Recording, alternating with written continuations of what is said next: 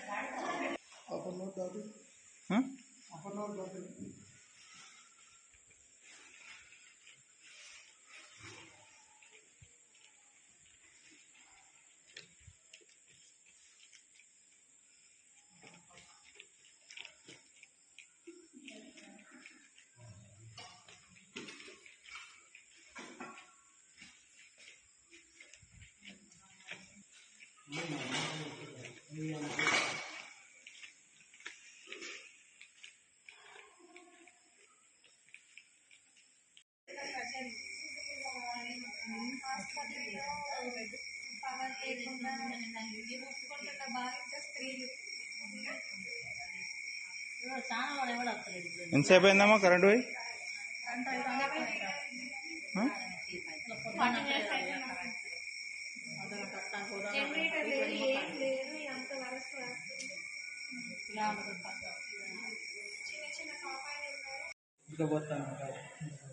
ఎంతసేపు అయింది కరెంటు పోయి?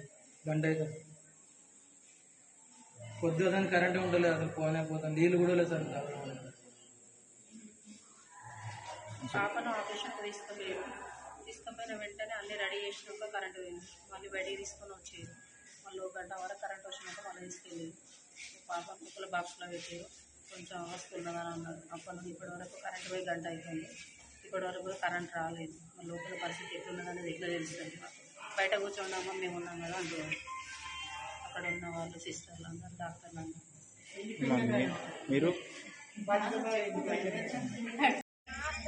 చెప్పండి.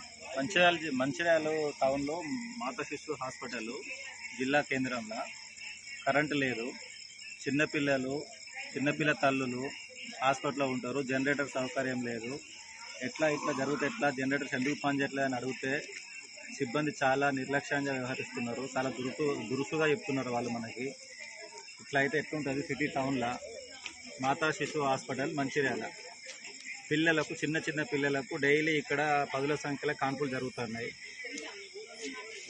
వచ్చే వాళ్ళందరూ కూడా నిరుపేదలు అయి ఉంటారు. వాళ్ళకందరికీ ఇటువంటి సౌకర్యాలు లేకుండా ఉండడం వల్ల చిన్నపిల్లలు ఎంత అవస్థలు పడతారు, చిన్నపిల్ల తల్లులు ఎంత అవస్థ పడతారు. దీన్ని కొద్దిగా ప్రభుత్వం దృష్టికి తీసుకెళ్ళి తక్షణమే చర్యలు తీసుకోవాలని కలెక్టర్ గారి దృష్టికి తీసుకెళ్ళి, కలెక్టరేట్కు కూతబెడుపు దూరంలో లేదు ఇది, డిఎంఓ గారి దృష్టికి తీసుకెళ్ళాలి దీన్ని అని కోరుకుంటున్నాను.